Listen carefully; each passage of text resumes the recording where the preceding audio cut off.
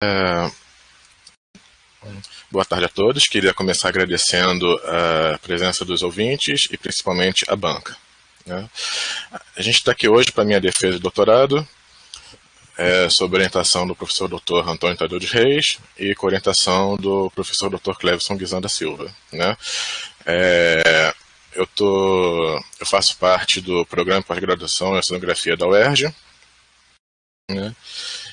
E o tema da minha tese é o papel das cadeias vulcânicas na compartimentação, magmatismo, sedimentação da margem equatorial brasileira, né? Para a apresentação, eu vou falar brevemente os tópicos de introdução, objetivos, base de dados e metodologia, uma breve passada por uma revisão bibliográfica e geologia regional, resultados, discussão e conclusão, que é a parte que eu vou tentar deixar mais claro e reservar mais tempo, né? A margem equatorial brasileira é marcada por uma série de montes submarinos isolados e cadeias, né? Alguns têm relevo relativo que supera os 4.000 metros, né? E é notável em qualquer mapa batimétrico atual a importância que esses montes têm na compartimentação da margem, né? Mesmo assim, o estudo dessas feições e na compartimentação é muito escasso. Então, esse trabalho tem como objetivo contribuir um pouco com essa discussão, né? Só localizando. O tema principal do nosso trabalho são as cadeias norte brasileira e a cadeia Fernando Noronha. A cadeia norte brasileira é constituída por 3 segmentos. Aqui iremos chamar de segmento norte, que é o segmento leste-oeste, segmento central, que é o segmento orientação noroeste-sudeste, e o segmento sul. Enquanto que a cadeia Fernando Noronha é uma cadeia única leste-oeste, basicamente, constituída por cerca de 14 montes submarinos. Objetivos. Como eu já adiantei, o objetivo principal desse trabalho é analisar como que as cadeias compartimentam a margem e como que elas influem na evolução da margem continental equatorial brasileira, na margem oceânica adjacente, na região entre as bacias do Pará-Maranhão a Potiguar. Então, a gente não está excetuando a região do Foz do Amazonas.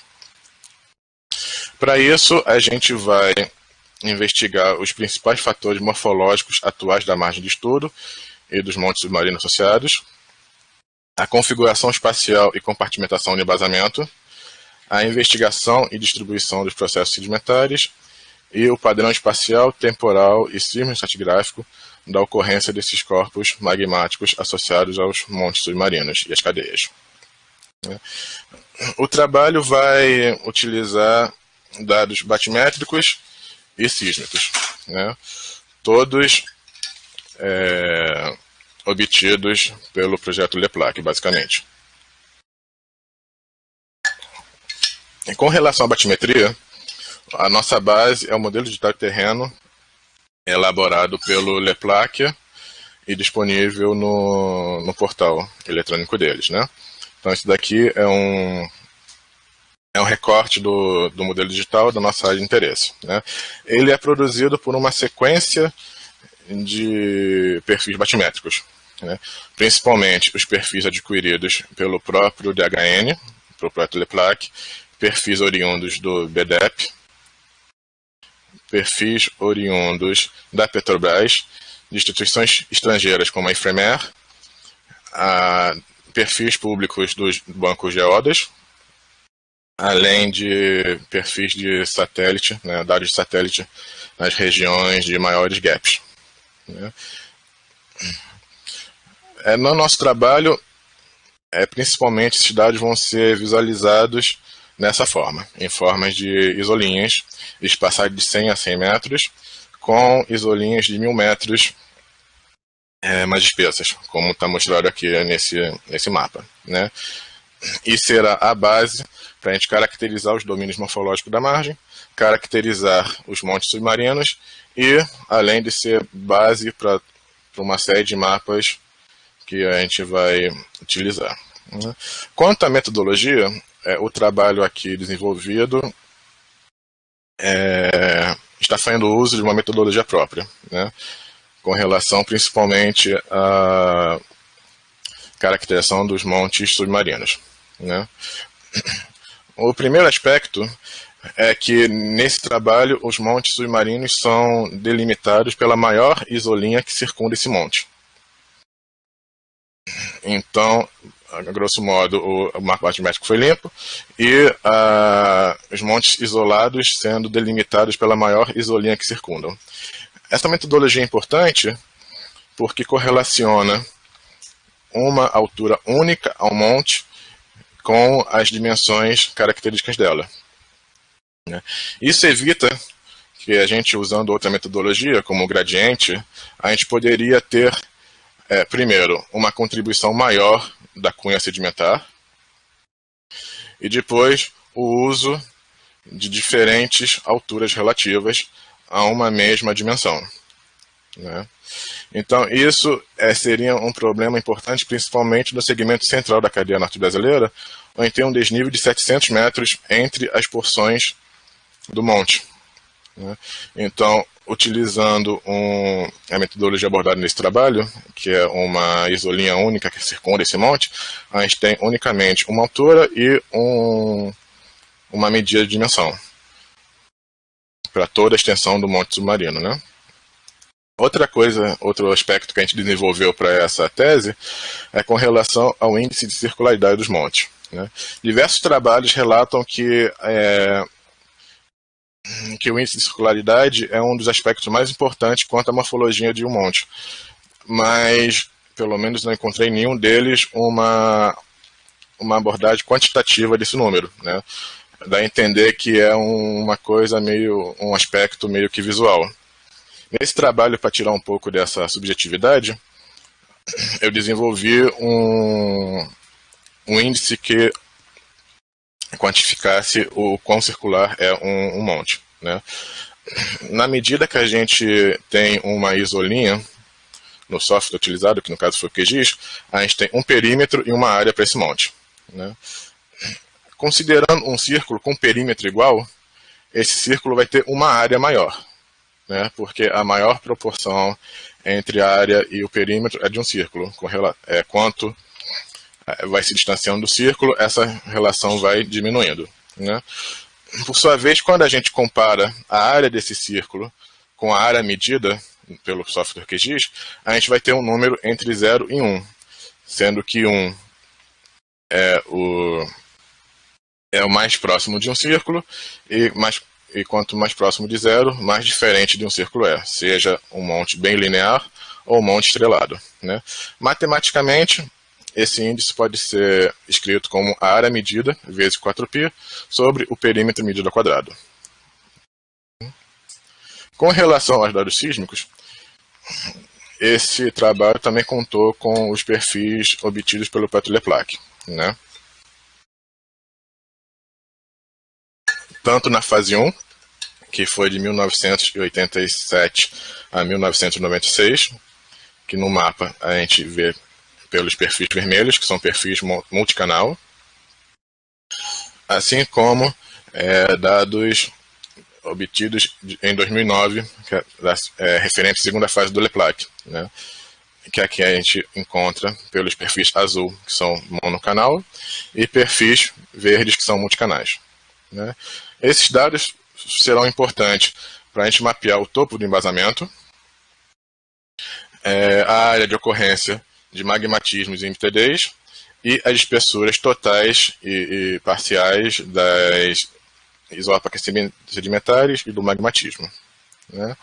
Para a gente fazer a correlação cronoestratigráfica, a gente vai utilizar como base o trabalho de Cruz em 2018, em que, baseado em dados sísmicos do BDEP do LEPLAC, com a ajuda de inúmeros dados de poços e furos, Cruz, na tese do doutorado dele, fez toda uma correlação bem atual e acurada das sequências da região do Cone do Amazonas, né?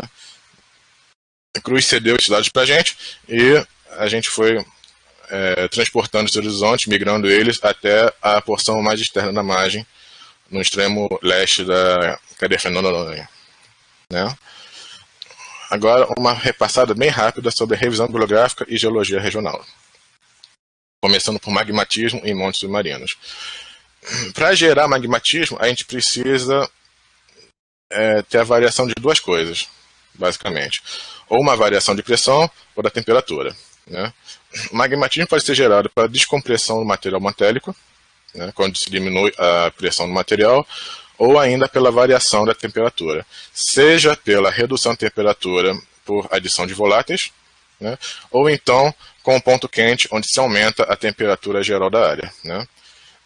E para explicar esse desequilíbrio, várias hipóteses são levantadas, né, vários fatores podem causar esse desequilíbrio, como plumas mantélicas, rolos convectivos, ressurgência ou heterogeneidades do manto, flexura litosférica, tectônica transversal ou acumulação de esforços.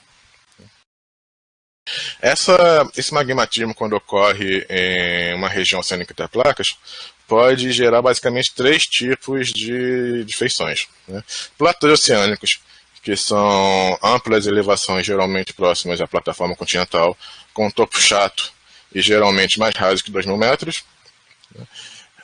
Basaltos de inundação de bacia oceânica, que são largos derrames magmáticos que geralmente não formam um relevo, né? E cadeias em montes submarinos, que são o objetivo principal desse trabalho, né? Vale aqui lembrar que montes submarinos são, em geral, caracterizados como feições isolados, discretos e cônicos com mais de 1.000 metros, né? Nesse trabalho, a gente não está usando essa delimitação de 1.000 metros,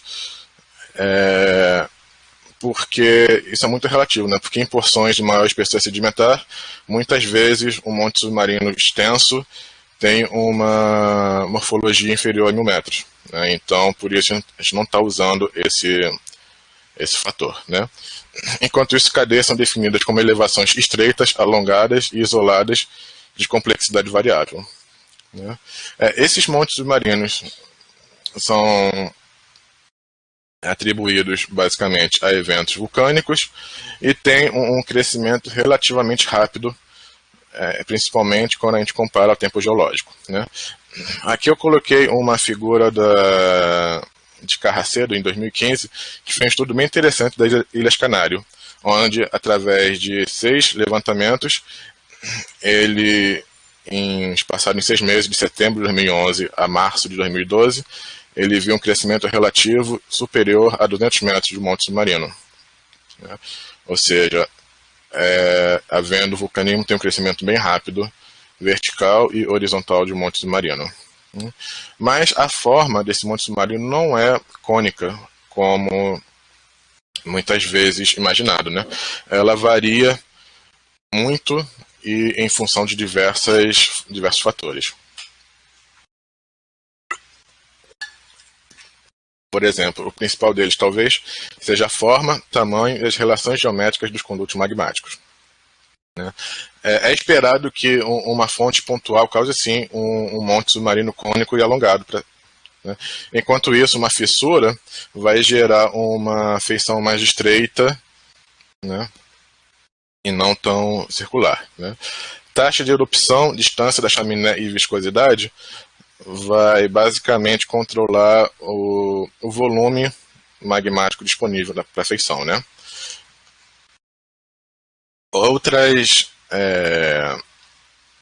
condições como topografia pré-existente, tensões regionais, composição química do magma, cenário tectônico, potencial hidráulico e vazão, idade litosférica, espessura da cobertura sedimentar e padrões de fraturamento cristal litosférico também vão contribuir bastante para a forma, mas em menor grau do que os 2 primeiros itens que eu citei aqui.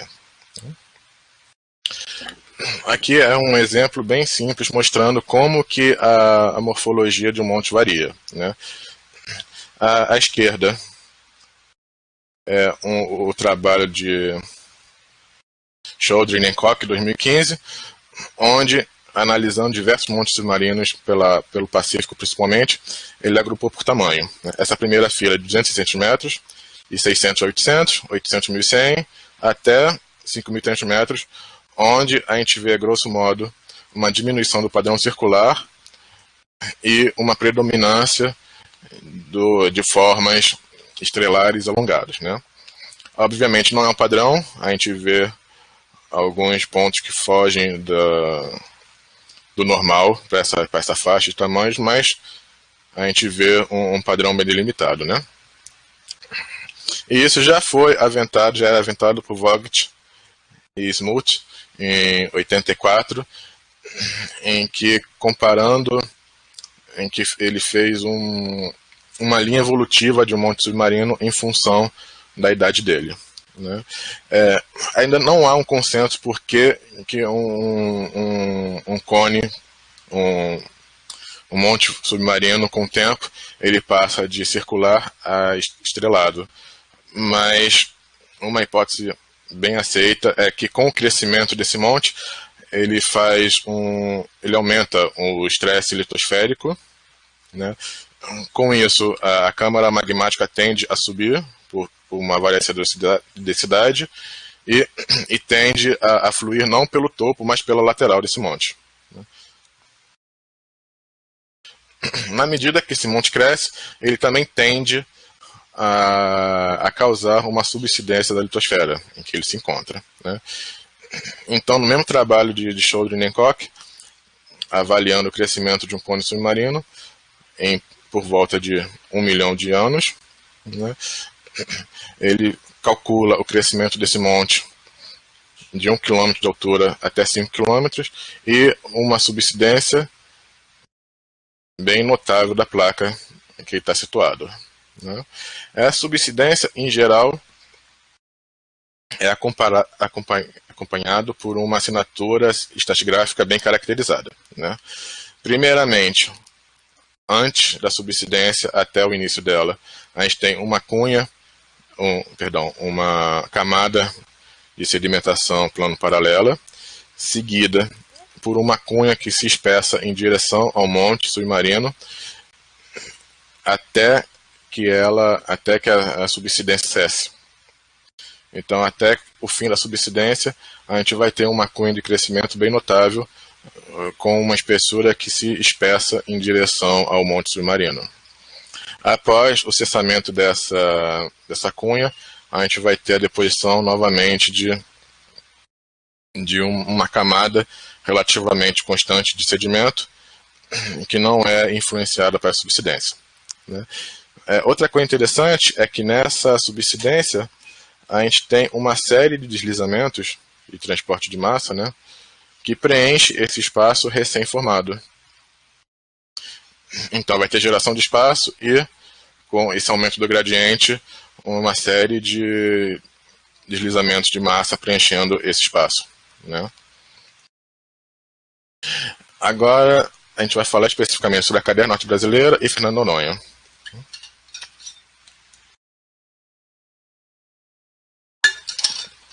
Com relação à localização, é um consenso dos trabalhos mais atuais que ambas as cadeias estão, ao menos majoritariamente, localizadas sob crosta oceânica, né? Então aqui temos um mapa com vários limites crustais. A gente vê, com exceção talvez desses dois montes, todo o restante das cadeias dos montes são sobre crosta oceânica, que é uma primeira informação importante para a gente considerar, né? Geograficamente ainda, a cadeia norte brasileira é composta por 3 segmentos, como eu já adiantei, né? 2 leste a oeste, o mais ao norte, provavelmente correlacionado ao flanco sul da zona de fratura de São Paulo. O segmento sul, coincidente com a borda da zona de fratura de Romanche, e um segmento central de orientação N30 oeste, que conecta ambas as zonas de fratura e ambos os segmentos da cadeia, né? Enquanto isso, a cadeia Fernando Noronha não há um consenso de onde ela se posiciona, né? Se sob a extensão da zona de fratura de Fernando de Noronha, que é mais ao sul, ou sob a zona de fratura de Chain, que é cerca de 200 quilômetros, mais ao norte, né? Então, ela se encontra entre essas duas atualmente, né? Mas não há um consenso onde que, ao longo da história geológica, ela teve, né? A gente vai falar sobre isso mais tarde nos resultados. Com relação às idades, também há uma escassez muito grande de dados cronológicos das cadeias submarinas, né? Com exceção do arquipélago Fernando de Noronha, né? O único furo que a gente tem na cadeia norte brasileira é o do DSDP, o furo 2525A, que está no mapa, nesse pontinho rosa que eu botei vermelho por cima agora, que não tocou o embasamento, ele não chega até o embasamento. Mas, analisando o pacote sedimentar, que Reis e Ewing estimam em 300 metros, ele calculou que essa cadeia possivelmente se formou há 80 e 100 milhões de anos atrás, mas unicamente considerando apenas a espessura sedimentar e uma taxa de subsidência que ele considera mais ou menos constante, né?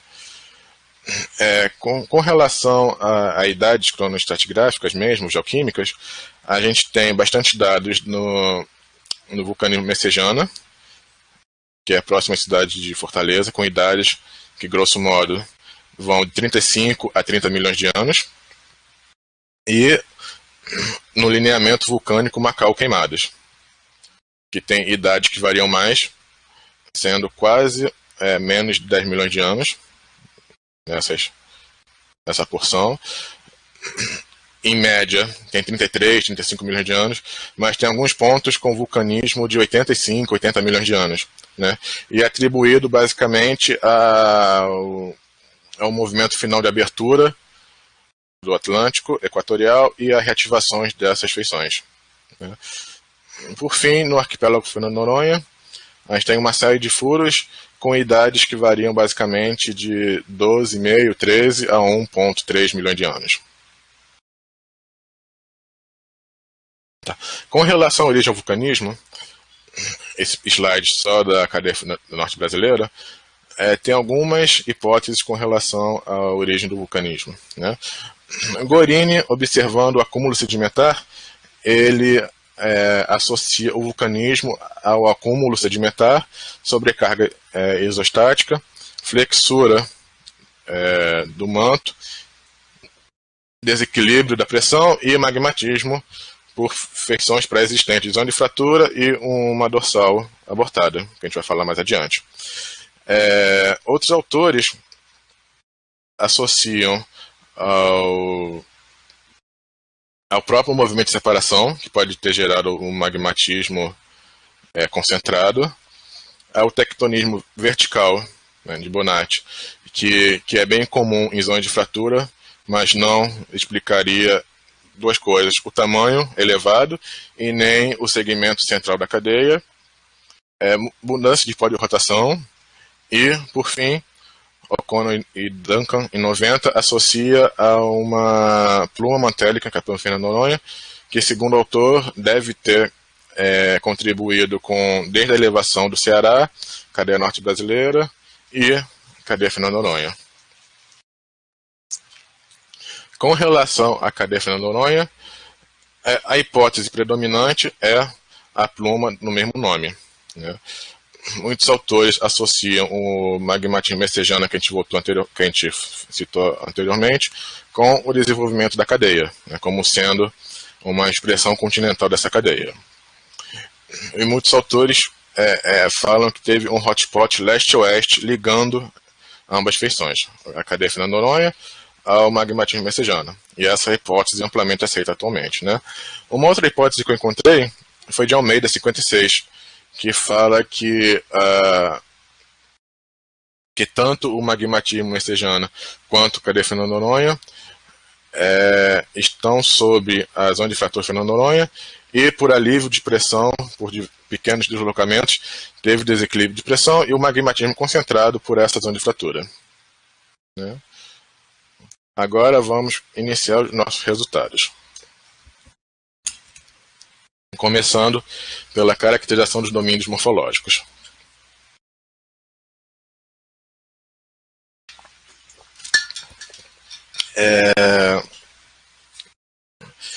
Desde uma rápida olhada, uma rápida observação, a gente consegue ver como que as cadeias, tanto a Fernando Noronha como a norte brasileira, influenciam a sedimentação da margem somente olhando a convexidade e a convexidade, né, a variação desses padrões de isolinhas.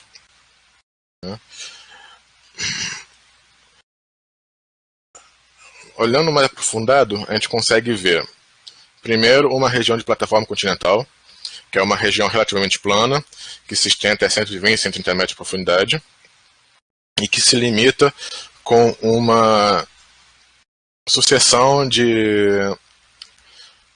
variações de direção, leste-oeste e noroeste-sudeste, basicamente, que são ligadas muito possivelmente à movimentação da placa, né, de quebra e movimentação divergente, que aqui está marcado em azul, e cisalhante em vermelho. Né. Essa plataforma continental é seguida por uma série de domínios morfológicos de predominância de sedimentação continental, que no mapa a gente está caracterizando por essas linhas convexas que se estendem até a planície abissal. Né? De norte a sul, a gente tem o domínio morfológico Córrego do Amazonas, que se estende até 4.300 metros, um pouquinho além, e é barrado tanto pela elevação do Ceará, como pela planície abissal do Pará e Ceará. O domínio morfológico do platô norte brasileiro, que se estende até o segmento central da cadeia norte brasileira, e ultrapassa o segmento norte da cadeia norte brasileira, formando um pequeno leque, né, de muito menor expressão do que o Cone do Amazonas, mas a gente consegue ver uma expressão da deposição desse platô além do segmento norte da cadeia. A gente encontra também o domínio morfológico Fernando Noronha, que está em laranja, que é caracterizado por essas isolinhas também convexas, que se estendem até quase ultrapassando 5.000 metros de profundidade, aqui na porção maristal, e que muito possivelmente é influenciada pelo cânion mesoequatorial, que transporta sedimento até a porção mais distante da margem e que possivelmente ao longo da história geológica foi responsável por essa convexidade das isolinhas. E por fim, ao sul da cadeia Fernando Noronha, a gente tem o domínio morfológico platô do Rio Grande do Norte, que tem uma concavidade das linhas e não o que denota uma deposição sedimentar não tão aprimorada quanto os demais domínios que a gente chamou aqui, né?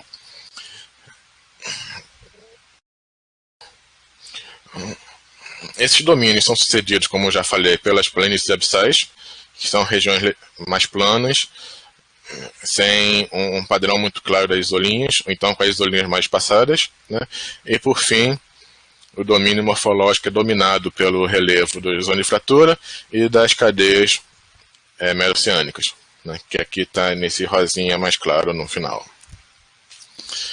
É importante notar que esses domínios, principalmente o domínio continental, que a gente falou, é muito bem caracterizado pelo mapa de gradiente. Né? Então, nós temos o relevo mais plano, que é o branco, na plataforma continental e na planície abissal. Em todas elas, a gente tem uma correlação muito boa. E essa região de predominância de sedimentação continental é basicamente formada por gradiente entre 1 grau e 0,15 graus. Né? Na região do cone, marca o cone intermediário e o cone inferior. E na região restante também marcaria um talude intermediário e um talude mais inferior. Até ou encontrar as cadeias ou a planície abissal. Morfologia das cadeias e montes submarinos, né? As análises morfométricas da cadeia talvez sejam um primeiro indício de alguns fatores mais estruturais que a gente pode obter, né? Por exemplo, os montes mais com a profundidade do topo menores, obviamente, no arquipélago Fernando de Noronha, é tal das rocas, onde é aflorante, né? Excetuando os maiores, os menores, no caso, profundidade do topo, estão no Monte Submarino do Ceará, que é esse conjunto de 4 montes aqui, que também engloba esse daqui, mas não é tão raso, né? O Banco Canopus e o início, os primeiros montes da cadeia Fernando de Noronha, esses montes mais proximais. Mas isso nos leva a analisar os perfis morfológicos das cadeias, né? A gente não encontra um padrão claro em nenhum dos segmentos, né? O primeiro é o A', que é relativo ao segmento norte da cadeia norte brasileira. O B', que é o segmento central da cadeia. O C', que é dividido em 2, que é com relação ao segmento central. O C1 inicia aqui e o C2 nesse fecho duplo. E o D', que é o Fernando de Noronha, né? Em nenhum deles a gente vê uma tendência clara de relevo, né? O que ajudaria a explicar uma possível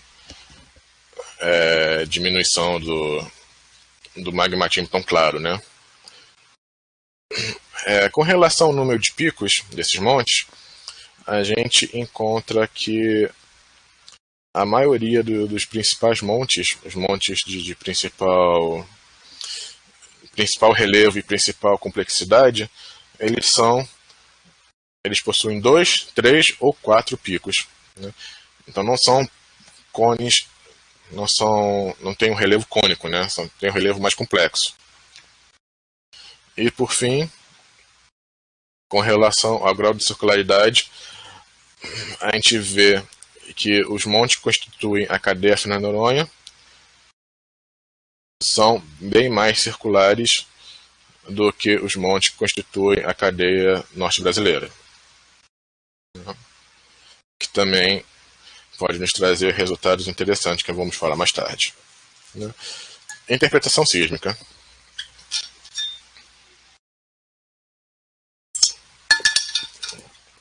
Com relação à interpretação do topo de embasamento,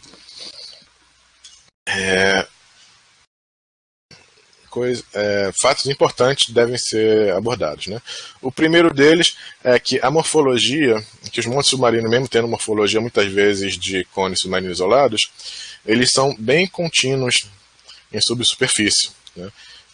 Então, grosso modo, há um grande pedestal que une a cadeia Fernando de Noronha, o segmento central e sul da cadeia norte brasileira, né? Aí há um pequeno gap e o segmento norte da cadeia norte brasileira é mais em blocos, não é um corpo único, mas o restante da cadeia é um pedestal bem individualizado, como a gente vai ver adiante, né? Outra coisa importante são os principais depocentros, né? Tem um depocentro bem interessante ao lado do Monte Submarino São Luís, que é o principal depocentro da margem, e outros depocentros relativamente lineares que estão associados aqui ao norte da cadeia, do segmento norte, e ao sul do segmento sul da cadeia, que basicamente está associado possivelmente a cálice de zona de fratura, né? Para ajudar a visualização, esse modelo 3D mostra como que a cadeia é contínua ao longo da margem, né? E fica ainda mais evidente nessa outra visão, onde aqui ao topo está a cadeia Fernando de Noronha se ligando através do Banco Canopus e outros montes, a cadeia, o segmento sul da cadeia norte brasileira, bem caracterizada, continuando até inclusive em direção mais continental. O segmento central da cadeia, também conectado ao segmento sul. E o segmento norte, mais constituída por montes mais isolados, né, mas que é um pouquinho deslocado a cadeia transformante da zona de fratura de São Paulo. A espessura sedimentar também mostra, fica evidente a compartimentação da margem, né? Onde a gente vê basicamente esse acúmulo em forma losangular, que caracteriza o platô norte brasileiro, além de outros depocentos interessantes, né?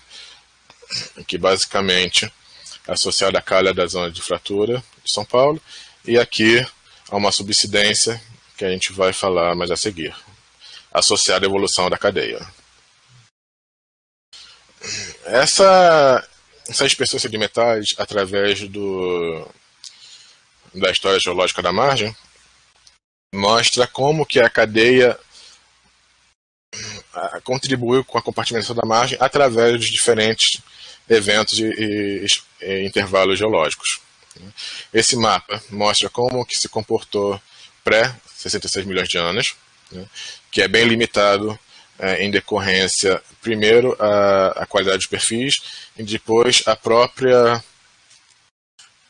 compartimentação que dificulta a caracterização e a visualização, né. Mas basicamente tivemos um depocentro bem localizado, próximo ao talude superior, no extremo oeste, e o preenchimento das calhas e já um considerável compartimentação, né? Um embarreiramento sedimentar no atual platô norte brasileiro, né? Que fica ainda mais caracterizado entre as idades de 66 a 38 milhões de anos. A gente vê um claro desnível, principalmente entre o segmento central da cadeia brasileira, que a gente viu que é mais contínuo e tudo mais, mas também fica claro aqui no segmento norte da cadeia, né, onde aqui continua o preenchimento da calha e um aprisionamento bem marcado também. Entre 38 e 14 milhões de anos, a gente vê outras coisas interessantes. O primeiro é que a sedimentação começa a ignorar, a ultrapassar o segmento norte da cadeia norte brasileira, né? Segundo, esse outro depocentro bem curioso ao sul do segmento sul da cadeia norte brasileira, que é associado à subsidência dessa margem. A gente vai mostrar também na próxima sessão, se não me engano. Entre 14 e 5,5, a gente vê a diminuição da contribuição da sedimentação próximo ao cone e a maior deposição nesse setor, o setor mais próximo à cadeia Fernando Noronha, né?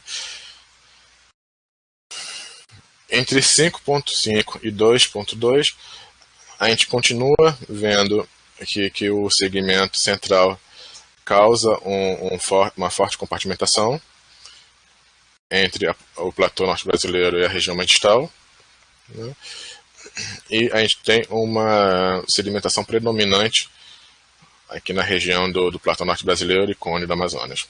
E por fim, mais recente que 2 milhões de anos, a gente tem basicamente uma sedimentação integrada entre o platô norte brasileiro e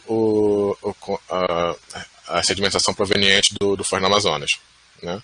A gente continua vendo uma compartimentação bem caracterizada no segmento central, né, entre as porções proximais e distais, e como que a escassez, né, de sedimentos na porção mais distal da margem, na região da cadeia Fernando Noronha. Mapeamento de depósitos magmáticos, que talvez seja a parte mais interessante da tese aqui desenvolvida. No decorrer do mapeamento sísmico, a gente identificou uma série de corpos bem caracterizados que se repetiam ao longo de toda a extensão da margem, que têm características bem semelhantes com relação à sua forma, base, interior e topo. Basicamente, eles têm forma de cunha, uma forma dip de cunha, e um corte strike em lente. Eles têm um topo com uma amplitude bem caracterizada e de alta amplitude, que varia de regular a ondulado, hiperbólico. Um interior que também varia de transparente ou caótico a estratificado. E uma base bem de alta amplitude que às vezes não é possível ser identificado nas porções de maior espessura dessa cunha, né? E o contato desse corpo com a sedimentação que a cobre em on-lapse, né? Então, o corpo e sedimentação em on-lapse sobre esse corpo, o que indica que esse corpo foi depositado anteriormente à sedimentação que o cobre. Como a gente está caracterizando esses corpos como eventos magmáticos, então, como foi depositado antes da sedimentação, a gente caracteriza ele como um corpo vulcânico.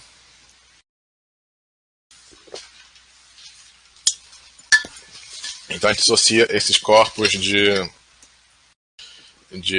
grande espessura, que chega a alcançar 1,5 km de espessura, 1,5 segundos de espessura em tempo duplo, a corpos vulcânicos. Alguns exemplos de como se distribuem ao longo da margem e como se caracterizam esses corpos, né? A gente está começando com perfis localizados próximo à cadeia fina Noronha, onde a gente vê uma série de cunhas se estendendo distalmente a partir dos cones submarinos, né? Aqui no caso desse exemplo, localizado entre o horizonte amarelo, que é 2 milhões de anos, e o horizonte vermelho, que é 14,9 milhões de anos. Na medida que se aproxima da cadeia norte brasileira, a gente continua vendo uma cunha bem caracterizada, né? Ponto bem regular, o preenchimento não tão transparente, jamais estratificado, né? Talvez a transparência dos perfis anteriores seja a qualidade do perfil, que são perfis monocanal. Então talvez isso influencie na visualização interna do pacote. Mas mesmo assim a gente vê uma estratigrafia, uma estratificação bem marcada nos demais montes submarinos, né? Depósitos, perdão. E aqui, já localizados entre o horizonte vermelho, que é 14,9, ao horizonte laranja, que é 38 milhões de anos. Por fim, os exemplos mais distais no segmento norte da cadeia norte brasileira, que é o perfil E e o perfil F. A gente continua vendo uma série de cunhas associadas lateralmente aos montes submarinos, né? E aqui é o topo de um deles, né? E interior também estratificado e meio transparente. No exemplo F, ocorrendo entre o horizonte laranja e o azul, em 38 e 66 milhões de anos.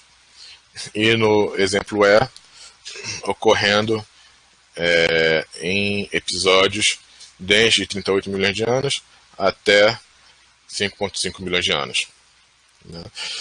É importante salientar que eles podem ocorrer como corpos únicos, transparentes, o que pode indicar uma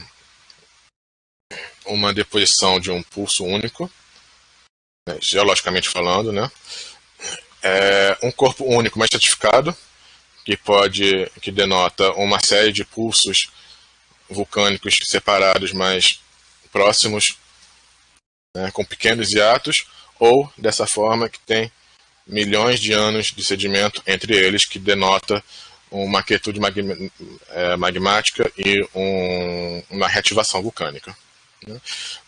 Como falado, esses corpos, aqui representados distalmente pela linha preta, estão associados lateralmente às cadeias de alguns montes, né? Então aqui a gente tem o mapa topo do embasamento e o limite desse magmatismo em preto, e chega a alcançar 1,5 segundos de espessura em tempo duplo, o que dá mais ou menos 2,5 a 4,5 quilômetros de espessura, né? E que varia ao longo do tempo, né? Aqui a gente está estimando a espessura dessa deposição magmática pré-66 milhões de anos, que ela é bem concentrada à esquerda, a oeste da cadeia norte brasileira. Entre 66 e 38, a gente está basicamente no segmento norte da cadeia norte brasileira. Em 38 e 14,9, que é o principal evento, que está localizado basicamente entre o segmento central e sul da cadeia norte brasileira. Entre 14,9 e 5,5, começa a ocorrer na cadeia Fernando de Noronha. Entre 5,5 e 2 ocorre principalmente em volta do arquipélago Fernando de Noronha e região proximal. E mais recente que 2 ocorre unicamente no extremo leste do arquipélago Fernando de Noronha e o Banco Bentes, né? Subsidência. Como já citado, muitas vezes a gente tem a subsidência associado a esses eventos de magmatismo, né? Como falado naquele estudo da fossa havaiana, a gente tem um pacote sedimentar plano paralelo que acompanha o fundo, uma cunha sedimentar que se espessa em direção ao monte submarino, mostrando uma subsidência, ao menos geograficamente condizente com o magmatismo, e sendo sucedido por uma sequência em que a espessura sedimentar não é tão afetada pela subsidência. Então aqui, grosso modo, a gente tem um pacote pré-subsidência, um pacote sim subsidência, sim magmatismo, e um pacote pós-subsidência e pós-magmatismo, né? Começando nossa discussão, o primeiro aspecto, quanto à morfologia dos montes submarinos. Grosso modo, a gente encontrou um padrão bem claro que divide os montes submarinos que compõem a cadeia norte brasileira e a cadeia Fernando de Noronha dos demais, né? Ambos têm maior relevo relativo, menor profundidade do topo, que são padrões que estão obviamente ligados, né? E o maior número de picos do que o restante, né? Em contrapartida, a cadeia norte brasileira tem uma maior complexidade morfológica, né?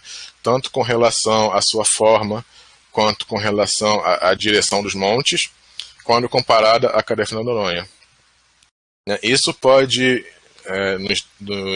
nos remeter que o magmatismo na cadeia Fernando de Noronha é mais recente e, portanto, os montes são mais circulares do que o restante dos montes, né, que já sofreram mais pulsos de reativações e estão mais desenvolvidos com uma forma mais próxima de estrela e mais distante de círculos, né.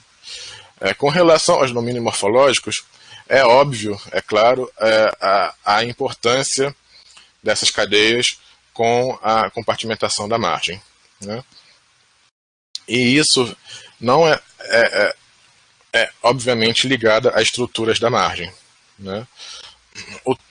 Aqui é um mapa bem o produto do mapa sísmico, da análise sísmica, integrado com resultados de dados de satélite nessa região onde não tem dados sísmicos, né? Dados de gravimetria. Onde a gente associa em vermelho os altos do embasamento e em azul os baixos, né? A gente vê uma ligação, uma continuidade da cadeia à zona de fratura, né? Então, a zona de fratura de Romanche como uma extensão da cadeia norte brasileira, ou vice-versa, né? E o segmento norte se aproximando à extensão da zona de fratura de São Paulo. E a cadeia Fernando de Noronha entre a zona de fratura Chain e a zona de fratura de Fernando de Noronha. Né? Ao analisar o mapa gravimétrico, essas hipóteses são confirmadas. Né? A gente vê um baixo gravimétrico contínuo praticamente entre os baixos mapeados, né, que a gente chama de calhas, no segmento norte e segmento sul, com as respectivas zonas de fratura. Né? E outra coisa interessante é que a gente vê que a zona de fratura de Chain, esse baixo gravimétrico, e pela direção das isócronas, né, que são fruto de dados, análise de dados magnéticos, se inflexiona e aparece até pequenos baixos entre os montes submarinos que possivelmente estão associados a essa chain fracture zone. Então a gente percebe que a Fernando de Noronha já esteve sob a extensão da chain fracture zone e não a Fernando de Noronha fracture zone, né, de fratura. Uma outra coisa interessante é que a gente pôde ver como que a cadeia se comporta ao longo do tempo geológico. E quando, principalmente o segmento norte, atua como uma importante barreira à sedimentação proveniente da margem continental. Só que uma outra coisa surge bem interessante. Esse acúmulo sedimentar, aqui o mapa pré-38 milhões de anos, já existia antes dos principais eventos vulcânicos que mapeamos. Né? Isso nos leva a acreditar que, pelo menos nessa região do Platô Norte brasileiro, antes do vulcanismo e, consequentemente, do crescimento horizontal e vertical dos montes, já havia um acúmulo sedimentar nessa região. O que quer dizer que já havia alguma forma de aprisionamento desse sedimento nessa região. Né? Isso não foi possível identificar na região de Fernando de Noronha. Entretanto, ao analisar a expressão sísmica, estratigráfica, do canal mesoequatorial, a gente encontra a expressão dele em subsuperfície, né, bem próximo ao horizonte de 14 milhões de anos e antes dos eventos vulcânicos associados. Né. Aqui nesse exemplo a gente vê dois exemplos, né, e o magmatismo, o canal ocorrendo antes desse vulcanismo. E é interessante frisar que esse canal, para ter essa direção, precisa de um condicionamento estrutural, né, como falado por Demuth e Gorini em 76, onde fez o mapeamento do canal e associou ele a uma idade que poderia chegar a 30 milhões de anos. Né, e a dependência estrutural desse canal a um alto estrutural. Né? Então, para esse canal ter essa direção, necessita da existência de um alto estrutural, né? De uma estruturação que precede, como a gente vê nesse perfil, o vulcanismo. Né? Então é importante frisar que tanto antecedendo o vulcanismo da cadeia Fernando de Noronha, como no norte brasileiro, já haviam estruturas pretéritas na margem, né, influenciando na compartimentação e sedimentação da margem. Né. Com relação ao magmatismo, a gente vê, só explicando rapidamente, o mapa rosa, idades pré-66 milhões de anos, o vermelho entre 66 e 38, em verde 38 e 14.9, azul 14.9 e 5.5, amarelo 5.5 e 2 e verde claro em 2. Né? Esse é o padrão que eu usei para todos os mapas, tanto para o magmatismo quanto para as idades dos trabalhos pretéritos. Então a gente vê primeiro uma gradação bem relevante noroeste, grosseiramente noroeste e sudeste. E, além disso, a gente vê uma boa correlação do magmatismo mapeado com o interpretado por diversos autores, através de idades, tanto na plataforma continental como no continente emerso, né? Principalmente no magmatismo messejana, que, segundo diversos autores, tem idade de 35 a 30 milhões de anos, e ao nosso mapeamento está entre 38 e 14,9, então coerente. Outra coisa interessante é que na região do arquipélago Fernando de Noronha, as idades geocronológicas são atribuídas basicamente entre 12,5, 13 ponto alguma coisa e 1,3 milhões de anos, e nós encontramos magmatismo entre 14,9 até mais recente que 2 milhões de anos, né? O que está denotando uma boa correlação entre o trabalho aqui marcado, apresentado, e todos os trabalhos pretéritos com relação à cronoestratigrafia, né? A cronoidades.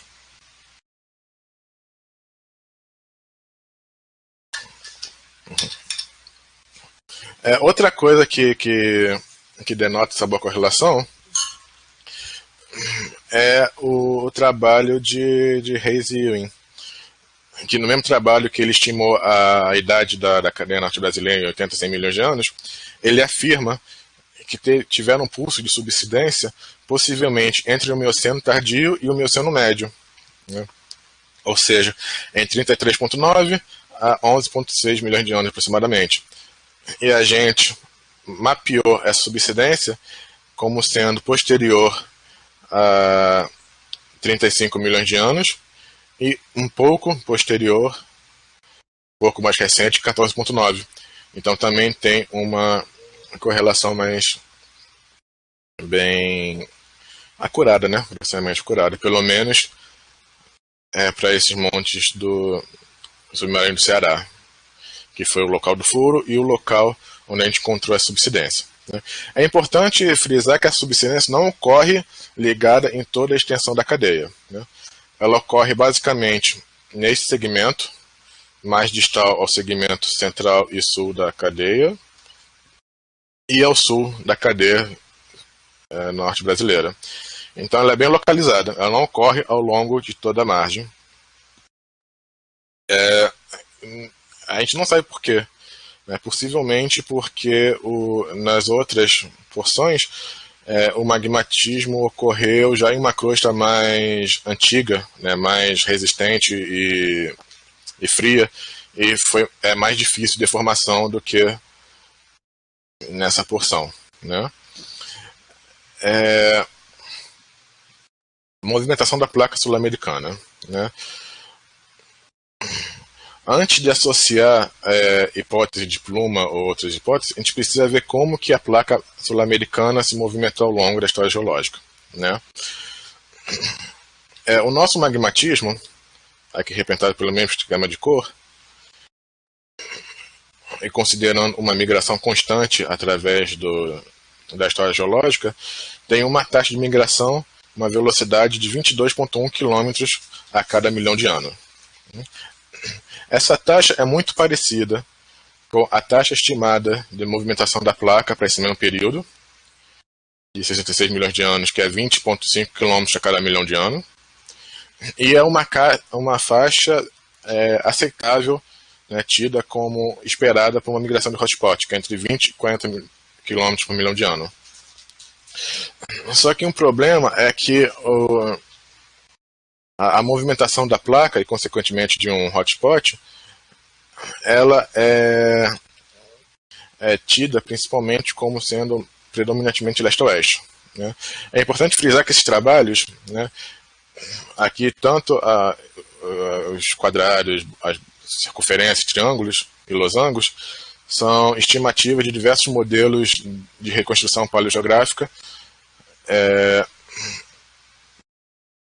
focados aqui na nossa área de estudo, né?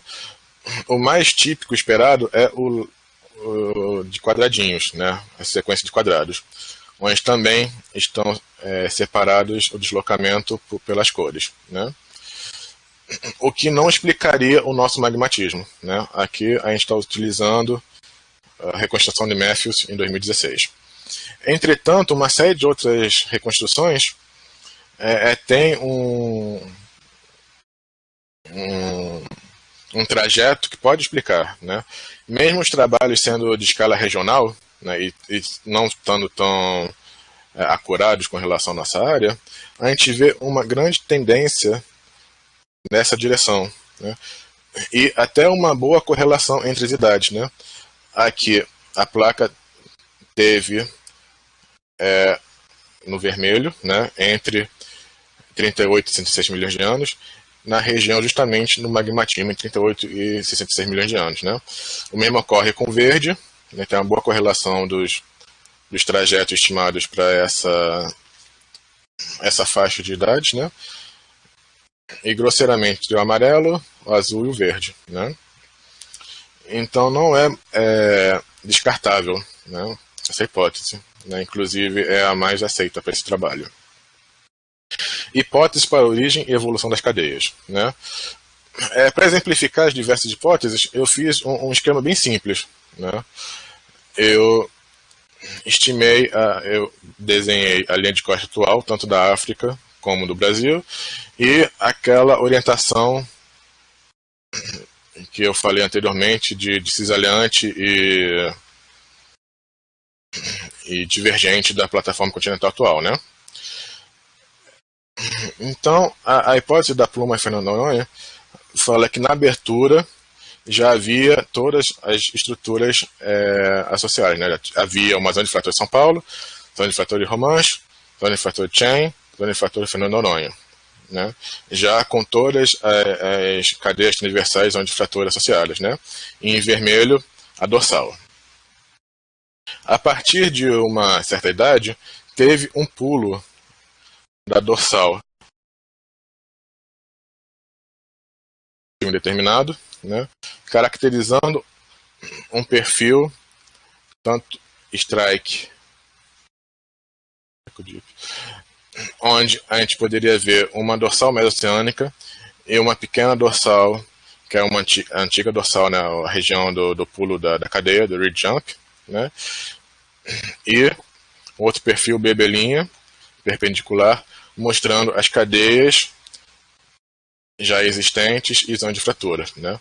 Obviamente, não são cadeias com uma expressão morfológica tão caracterizada como atualmente, obviamente, mas já havia possivelmente, cadeias transversais, como é típico em zona de fratura, né?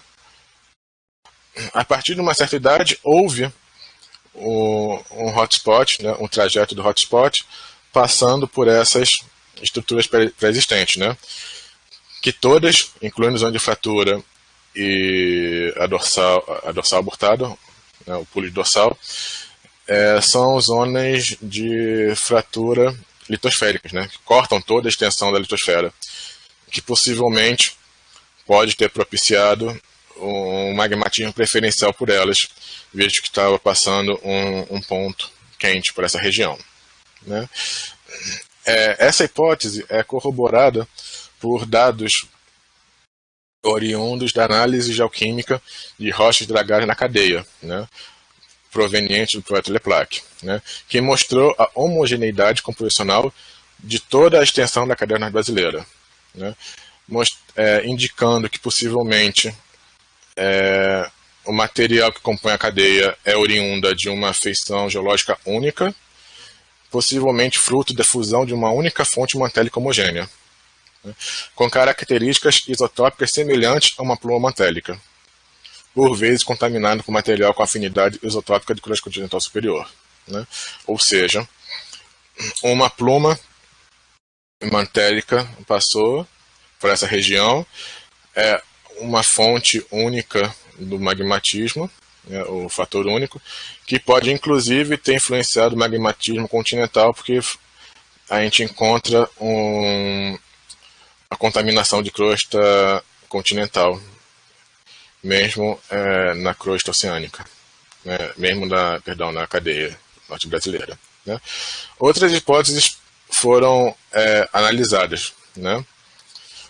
A hipótese que cita a movimentação litosférica lateral, tanto por rotação ou pela simples acomodação, foi muitas vezes utilizada. Só que o magmatismo que a gente mapeou, variando de 76 até o recente praticamente, principalmente na região da cadeia Fernando de Noronha, já ocorreu em uma crosta muito bem formada, às vezes ocorrendo com 100 milhões de anos já de formação, variando de 60 a 50 milhões de anos de uma crosta formada. E esses ajustes de rotação geralmente ocorrem próximo ao dorsal, que é a região de maior acomodação, né?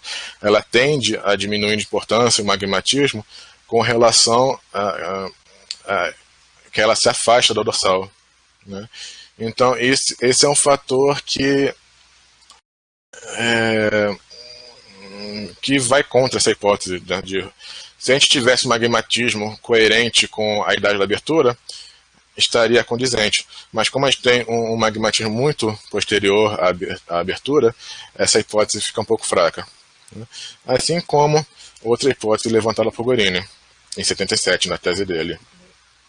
Onde, apesar da gente realmente ver um acúmulo sedimentar bem marcado e característico nas diferentes porções da cadeia,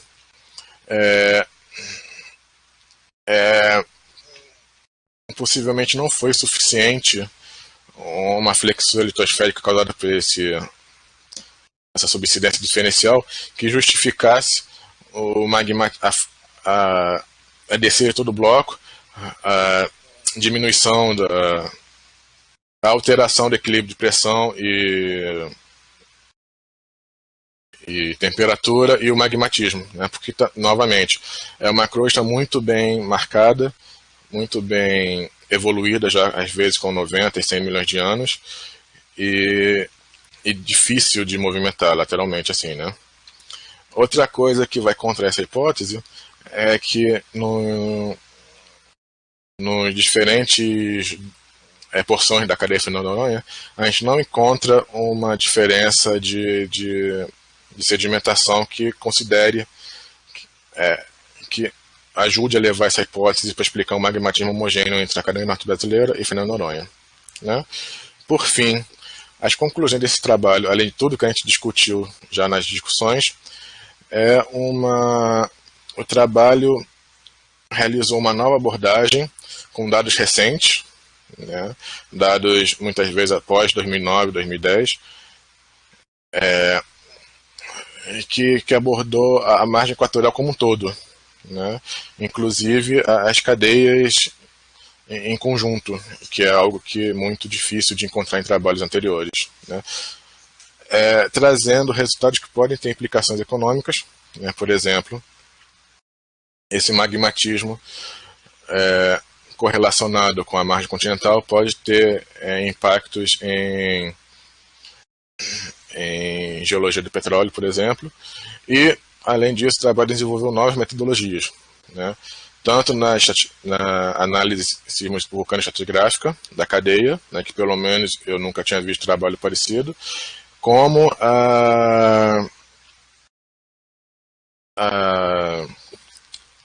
com relação à morfologia dos montes, né, metodologia para grau de circularidade e delimitação dos montes, né? Então, foi essa a apresentação. Agradeço novamente a presença e a atenção de todos. Muito obrigada, Marcos.